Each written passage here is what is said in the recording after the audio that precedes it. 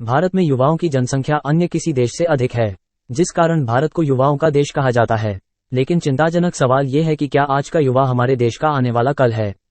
क्योंकि हमारे देश का युवा नशे की ओर तेजी से बढ़ रहा है। जहां एक तरफ हमारे देश की शिक्षा नीति में बदलाव हो रहा है ताकि आने वाला भविष्य सफल युवा पीढ़ी के हाथों में सुरक्षित रह सके, वहीं दूसरी ओर विद्यालय के छात्र जो अभी अंडर एज है, वो आज नशे की गिरफ्त में है। राज्यों और केंद्र शासित प्रदेशों के कानून के अनुसार अगर कोई बच्चा 18 साल से कम उम्र का है तो वह शराब या अन्य किसी नशे का सेवन नहीं कर सकता है।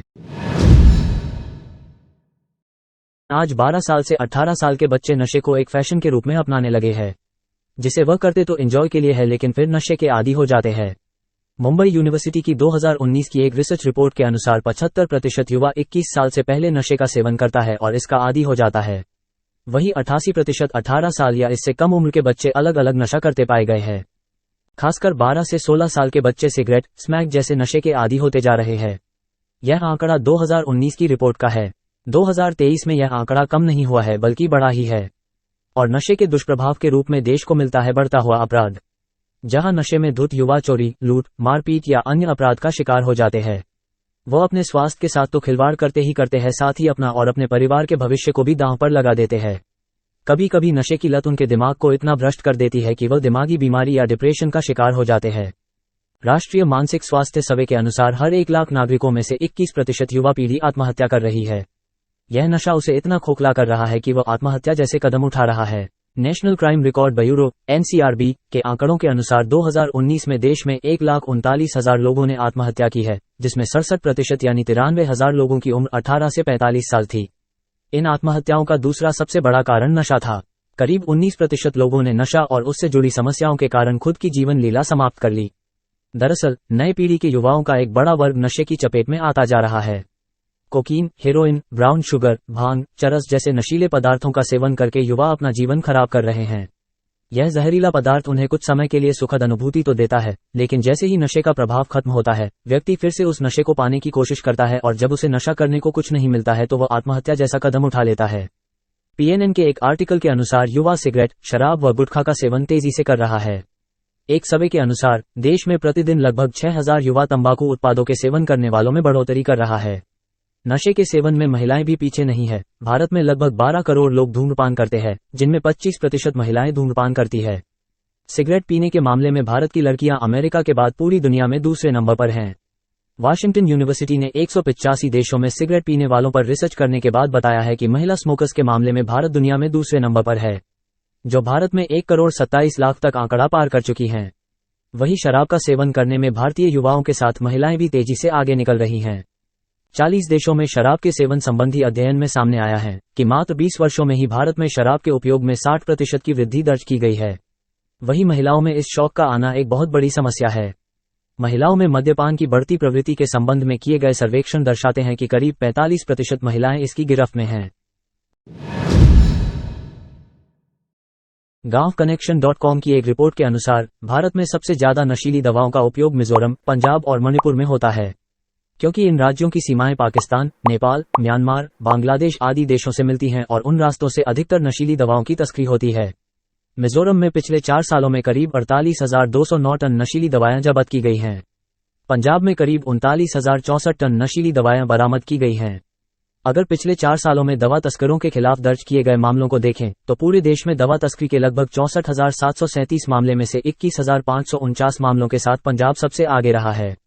9 दिसंबर 2014 को लोकसभा में पेश किए गए आंकड़ों के मुताबिक वर्ष 2011 से 2014 के बीच नशीले पदार्थों की तस्करी के पूरे देश में दर्ज किए गए 16,274 मामलों में उत्तर प्रदेश में 5,786 मामले दर्ज किए गए, वहीं पंजाब में 4,308, केरल में 697, पश्चिम बंगाल में 498 और मध्य प्रदेश में 336 मामले दर्ज किए गए। इस दौरान नशा तस्करी के मामले में 64,302 लोगों को गिरफ्तार किया गया। नशे की ये लत कितनी खतरनाक है, इसका अंदाजा आप संयुक्त राष्ट्र मादक पदार्थ एवं अपराध कार्यालय (UNODC) की विश्व औषधि रिपोर्ट 2022 से लगा सकते हैं। इसके अनुसार दुनिया भर में लगभग 284 मिलियन लोग नशीली दवाओं का उपयोग करते हैं। इसके अनुसार भारत ने 2019 में 7% अफीम तथा 2% हेरोइन को जब्त किया है। यदि नशे की समस्या से निपटने के लिए किए जाने वाले सरकारी प्रयासों की बात की जाए तो सरकार इस दिशा में काफी कुछ कर रही है। यह नशीली दवाओं की मांग में कमी के लिए नोडल मंत्रालय है जो नशीली दवाओं के दुरुपयोग की रोकथाम के लिए निगरानी करता है, जिसमें समस्या की सीमा का आकलन, निवारक कार्रवाई, नशे की लत का उपचार और पुनर्वास, सूचना का प्रसार और सार्वजनिक जागरूकता शामिल है। 15 अगस्त 2020 में नशे की समस्या से निपटने हेतु इसी मंत्रालय के द्वारा भारत के सबसे संवेदनशील 272 जिलों में नशा मुक्त भारत अभियान की शुरुआत भी की गई। इसके साथ ही भारत सरकार नशे के आदी लोगों के लिए नशा मुक्ति केंद्र और पुनर्वास सुविधाएं भी उपलब्ध करा रही है। बीते 3 वर्षों में सरकार ने देश के कई राज्यों में 89,000 फुटबॉल मैदान के आकार के भांग और अफीम उत्पादक क्षेत्रों को नष्ट कर दिया है। सरकार का लक्ष्य 2047 तक भारत को नशा मुक्त बनाना है। आइए अब जानते हैं कि आखिर क्या है युवाओं में नशे की लत का कारण। समाज में अंधविश्वास की तरह ही नशे की लत अधिक होने का कारण जागरूकता का अभाव भी है। वही एक कारण है गलत संगति। इस उम्र में हर बच्चों का दोस्तों का एक समूह होता है। अब वो समूह कैसा है ये जानने की जिम्मेदारी घरवालों की होनी चाहिए। नशे के पदार्थों का आसानी से मिल जाना भी एक बड़ा कारण है। अनेक आंकड़े हैं जो दर्शाते हैं कि स्कूल स्तर से ही बच्चों को सिगरेट, तंबाकू जैसे नशे की लत लग जाती है। आज के युग में सबसे बड़ा कारण फिल्माए गाने और OTT के नाटक भी है। सिनेमा समाज का आईना होता है, इसलिए सिनेमा दुनिया के सितारे बड़े वर्ग में युवाओं के रोल मॉडल है। उन्हीं रोल मॉडल को नशा करते देख आजकल की पीढ़ी उसी को फैशन मान बैठे है, रील और रियल लाइफ का फर्क भूल गए हैं।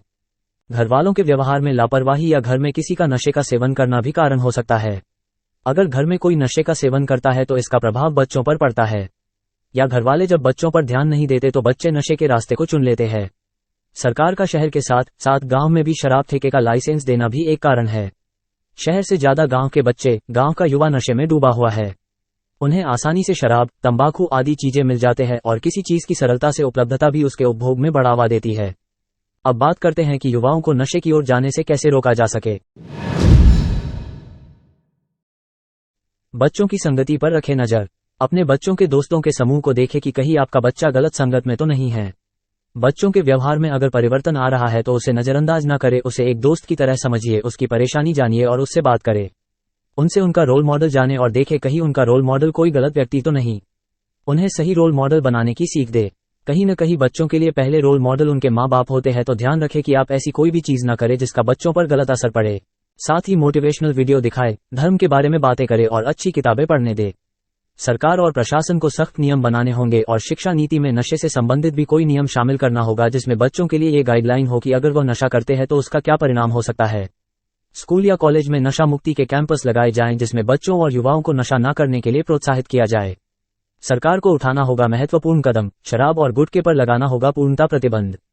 इस वीडियो में हमने नशा कितना खतरनाक है इसके ऊपर विस्तार में बात की है। आपकी इस पर क्या प्रतिक्रिया है हमें कमेंट बॉक्स में बताएं। वीडियो अच्छी लगी हो तो लाइक करें और अभी तक आपने इस चैनल को सब्सक्राइब नहीं किया है तो सब्सक्राइब करें। जय हिंद, जय भारत।